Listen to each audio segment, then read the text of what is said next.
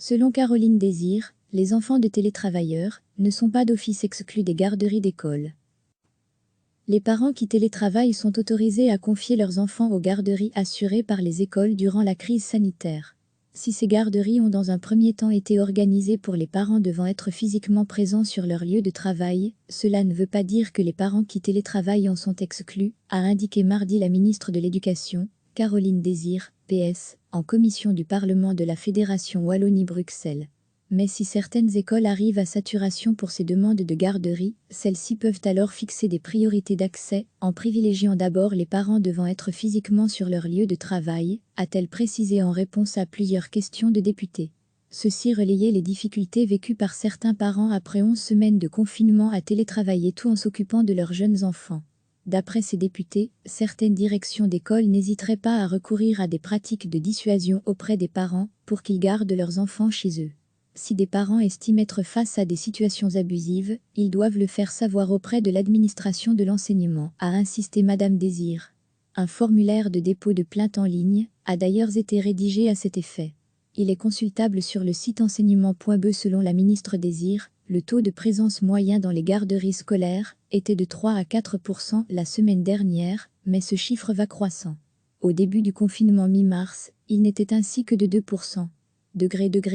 À lire aussi, coronavirus, le télétravail plus appliqué en Belgique que dans d'autres pays européens. Devant les députés, Madame Désir a répété qu'en vertu des règles sanitaires actuelles, les écoles seront rapidement dans l'incapacité d'absorber un trop grand nombre d'enfants confiés aux garderies.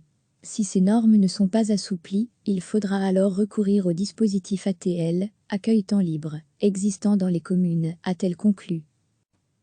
Les parents qui télétravaillent sont autorisés à confier leurs enfants aux garderies assurées par les écoles durant la crise sanitaire.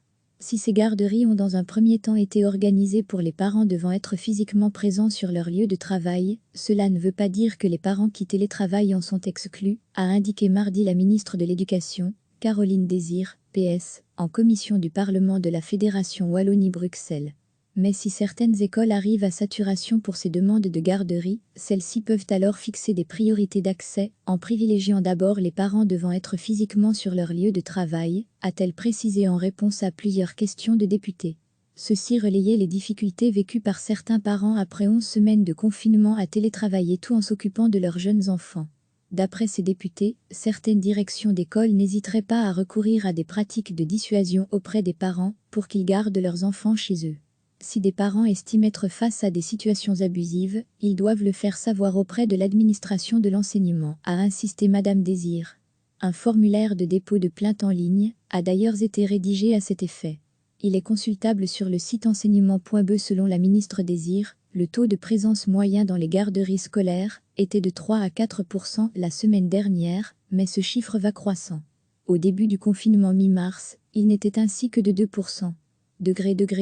À lire aussi, coronavirus, le télétravail plus appliqué en Belgique que dans d'autres pays européens. Devant les députés, Madame Désir a répété qu'en vertu des règles sanitaires actuelles, les écoles seront rapidement dans l'incapacité d'absorber un trop grand nombre d'enfants confiés aux garderies. Si ces normes ne sont pas assouplies, il faudra alors recourir au dispositif ATL, accueil temps libre, existant dans les communes, a-t-elle conclu. Cliquez sur s'abonner pour recevoir les dernières nouvelles.